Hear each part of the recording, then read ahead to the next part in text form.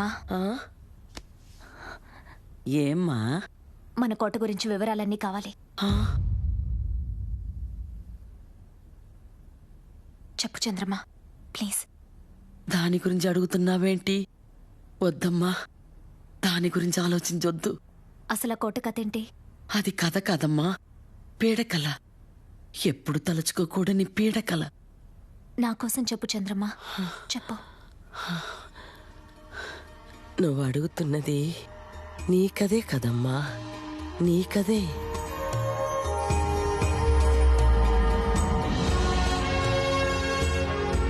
అది కోట కాదమ్మా, గద్వాల్ మహాసమస్థానం. పౌరుషానికి అది ప్రతిరూపం. పసిపిల్లల చిరునవ్వులతో, మమత మమకారాలతో నిత్యం నిండు పండగల కళకళలాడుతుండేదమ్మా మన సంస్థానం. కళకళలాడిపోతుండేది.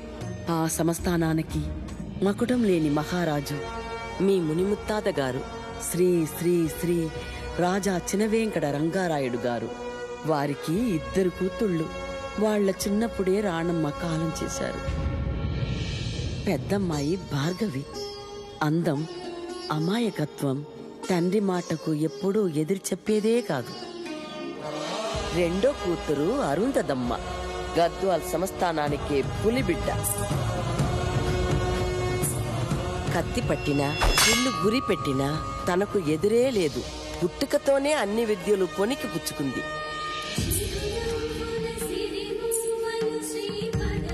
ఆ కళ్ళల్లో పౌరుషం, తెగింపు, ధైర్యం చూస్తుంటే గద్వాల్ సంస్థాన దేవత జేజమ్మ మహాతల్లిలా కనిపించేది. అందుకే అందరూ ఆ అమ్మని జేజమ్మ అని పిలిచేవారు. ప్రతి చక్కని కథలో విషాన్ని కక్కే ఒక దుర్మార్గుడున్నట్టే ఈ కథలో కూడా ఒకడున్నాడమ్మా.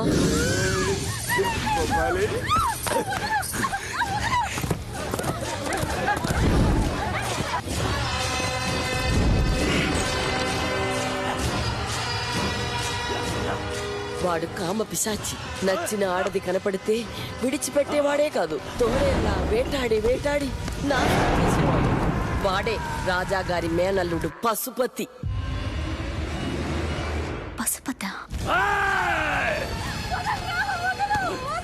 ఎదురు తిరిగిన వాణ్ణి నిలబెట్టి తెగ నరికేవాడు. జన్మకి వాడు మనిషి గాని జాతికి వాడు పశువు.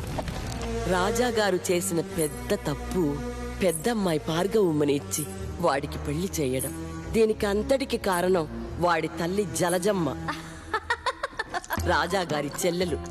జాతకాలు గ్రహాలు కలిశాయని రాజాగారికి మాయమాటలు చెప్పించి భార్గవమ్మను తన కొడుకుకిచ్చి పెళ్లి చేయించింది.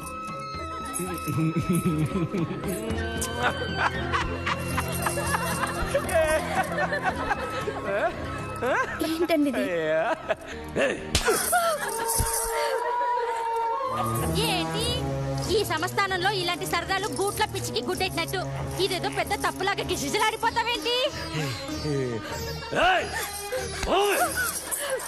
ఆ బంగారు తల్లి బ్రతుకు ఆ తల్లి కొడుకుల చేతుల్లో బలైపోయిందమ్మా. ఒకరోజు వాళ్ళు ఇంకా అద్దులు దాటారు. అరుంధతమ్మ వారణాసి నుంచి వచ్చిన ఒక నాట్యకారిని దగ్గర ప్రత్యేక నాట్యం నేర్చుకుంటుంది. ఆమెకి చూపు లేదు. చూడమ్మా అరుంధతి, ఈరోజు నీకు కొత్త నాట్యం నేర్పబోతున్నాను. క్షత్రియ కాంతలు, ముఖ్యంగా నీలాంటి కాబోయే రాణులు తప్పకుండా నేర్చుకోవలసిన నాట్యం. ధనుర్విద్యలో శబ్దభేదీ విద్యలా దీన్ని శబ్దభేదీ నృత్యం అంటారు. నువ్వు ధ్వని చేయి. నా నాట్యం ఎలా ప్రతిధ్వనిస్తుందో చూడు. అలాగేనండి.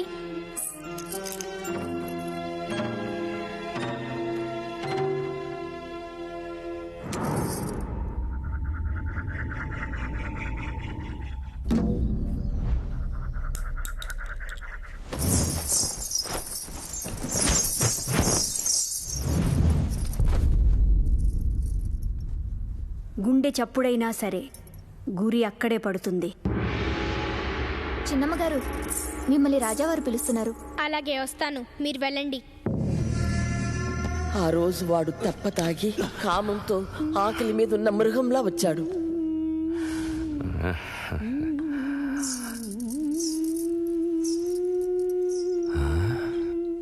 గం గం గం తమాంగం కొత్త వాసన. ఆ రోజు వాడు చేసిన ఘోరకలి తలుచుకుంటే అమ్మో. పోతా పోతా పట్టుకుపోతా, వచ్చిన పని చేసుకుపోతా.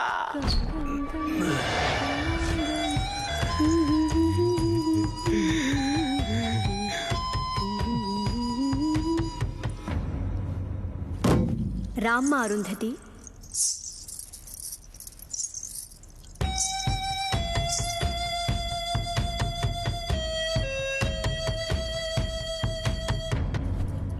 ఇప్పుడు నేను నేర్పబోయేది ప్రణవ భైరవ నాట్యం. శత్రువు ముందు నిస్సహాయ స్థితిలో ఈ భంగిమ చేస్తే నిన్ను నువ్వు రక్షించుకోవచ్చు. అరుంధతి,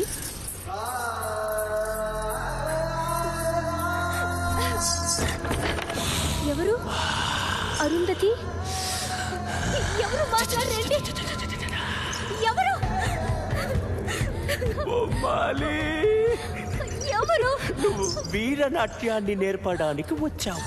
నేను నీ దగ్గరికి శృంగార నాట్యాన్ని నేర్చుకోవడానికి వచ్చాను.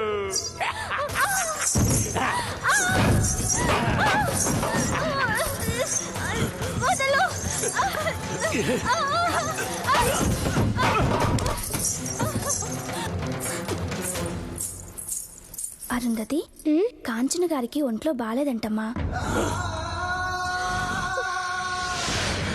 రేపు వస్తానని చెప్పి వెళ్ళారు.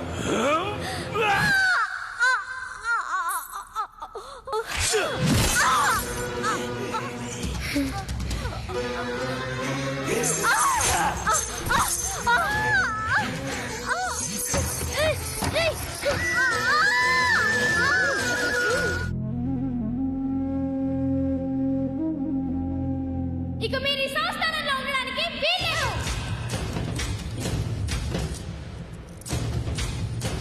నువ్వు అత్తింటి పేరు చెడగొట్టి ఇక్కడికి వచ్చావు. నీ కొడుకు కూడా ఈ సంస్థానం పరువు తీస్తుంటే ఎవ్వరూ ఊరుకోరు. జాగ్రత్త. ఇంత కిరాతకం చేసిన వాడిని క్షమించడానికి వీల్లేదు. పంపించేయండి నాన్న, వీళ్ళని వెంటనే పంపించేయండి.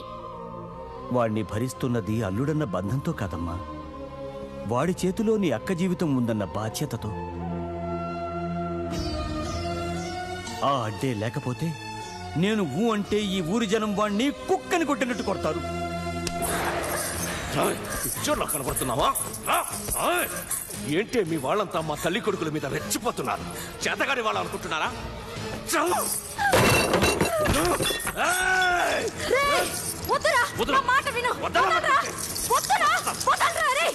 తొందరపడకు. ఈ సంస్థానానికి నువ్వు వారసుడు అయ్యే వరకు ఇది బ్రతికే ఉండాలి. అప్పుడే ఈ ఇంటి అల్లుడిగా ఈ సంస్థానానికి సర్వాధికారి అవుతావు. అందుకేరా దీన్ని నీకిచ్చి పెళ్లి చేసింది. ఇది కాని చచ్చిందనుకో, ఇక మనకి సంస్థానంలో స్థానమే ఉండదు. తరిమి తరిమి కొడతారు, గుర్తుంచుకో. వాడి చేతిలో నీ అక్క జీవితం ఉందన్న బాధ్యతతో ఇది కాని చచ్చిందనుకో, ఇక మనకి సంస్థానంలో స్థానమే ఉండదు.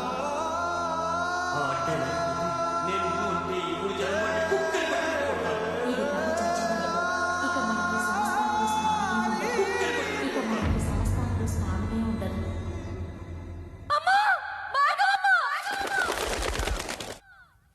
అమ్మా భార్గవి,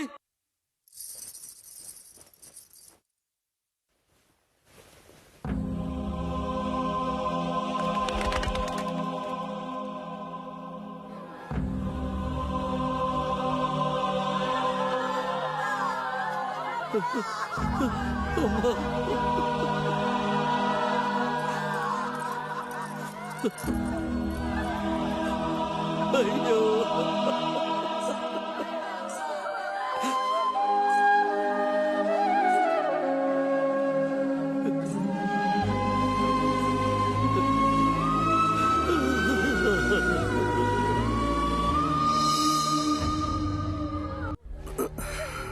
శవం ఉన్న ఇంట్లో అందం లేదు, చందం లేదు. బొమ్మలే బొమ్మలే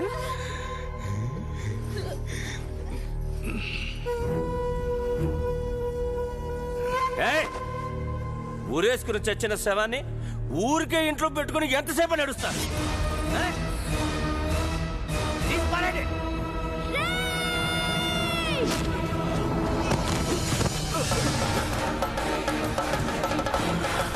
ఇది నీ అంతరా?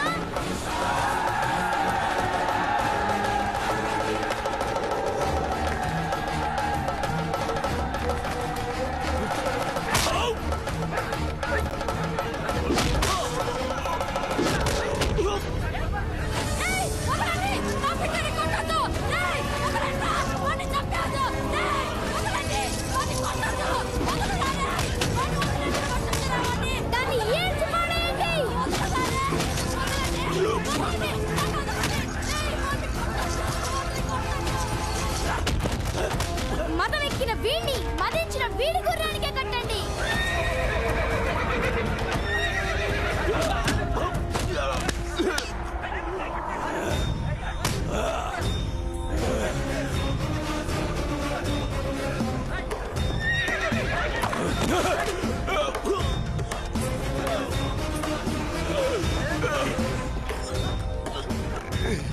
ఈడ్చేయండి వీడిని.